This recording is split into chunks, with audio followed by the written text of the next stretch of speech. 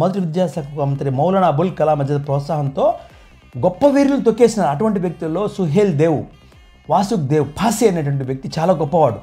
ఈయన గురించి మనం చెప్పుకోవాల్సిన అవసరం ఖచ్చితంగా ఉంది.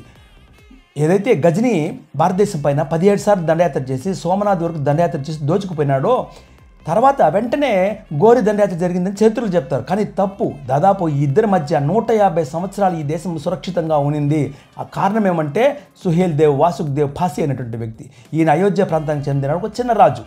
చాలామంది రాజులు కలుసుకొని 1035వ సంవత్సరం ప్రాంతంలో ఆఫ్ఘనిస్తాన్, తుర్కుమిస్తాన్ నుంచి వచ్చిన 70,000 మంది సైన్యాన్ని పూర్తిగా నిలవరించడం కాదు, బెహ్రాయిచ్ అనే ప్రాంతంలో నిలవరించడం కాదు, వాళ్ళని సర్వనాశనం చేసి వాళ్ళని ఇక్కడే చంపి పంపించడం జరిగింది. అంటే అంత ఘోరమైన అవమానమైనటువంటి అపజయాన్ని కూడగొట్టుకున్నారు ఆఫ్ఘనిస్తాన్, తుర్కుమిస్తాన్ వాళ్ళు. తర్వాత ఏం జరిగిందంటే వీళ్ళు ఈ యుద్ధంలో ఆయన నాయకత్వం ఎంత గొప్పగా ఉందంటే ఆయన ఎద్దుల కొమ్ములకు మంటలు పెట్టి వాళ్ళపైన దాడి చేయించాడు. అంటే ఏదైతే బాహుబలి సినిమాలు చూపించారే అదంతా కూడా ఈ సుహేల్ దేవ్ యొక్క చాతుర్యానికి ప్రతీక.